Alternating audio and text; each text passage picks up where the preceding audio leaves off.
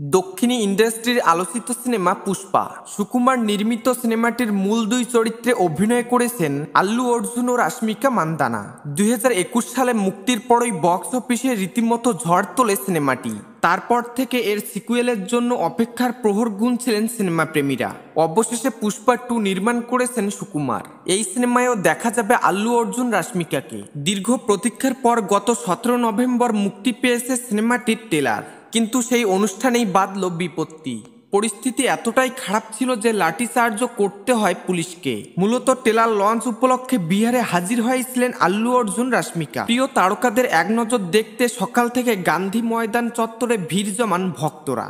যদিও সেখানে পুলিশি নিরাপত্তা ব্যবস্থা ছিল আঁটোসাঁটো, তবুও আল্লু অর্জুনকে একবার কাছ থেকে দেখার উত্তেজনা যেন ধরে রাখতে পারেনি জনতা, যার ফলে একসময় ব্যারিকেড ভেঙে অভিনেতাকে এক পলক দেখার জন্য সাউন্ড টাওয়ারের উপর উঠে পড়েন দর্শকরা। আর তখনই লাঠিচার্জ করতে বাধ্য হয় পুলিশ। অনুষ্ঠানের শুরুর দিকে ততটা ভিড় না থাকলেও ধীরে ধীরে শুরু হয় মানুষের কোলাহল। একসময় পরিস্থিতি হাতের বাইরে চলে যায়। এ সময় বাধা দিতে চাইলে হঠাৎ করে ক্ষিপ্ত হয়ে ওঠে জনতা, ছুটতে থাকে জুতা। পরে সেখান থেকে দ্রুত বেরিয়ে যান আল্লু অর্জুন রাশমিকা। মোট 5টি ভাষায় মুক্তি পাবে পুষ্পা 2 দ্য রুল। 2 বছরের বেশি সময় ধরে শুটিং হয়েছে সিনেমাটির। বিভিন্ন ভাষার জন্য বিভিন্ন ধরনের প্রচার পরিকল্পনা করেছে পুষ্পা 2 টিম।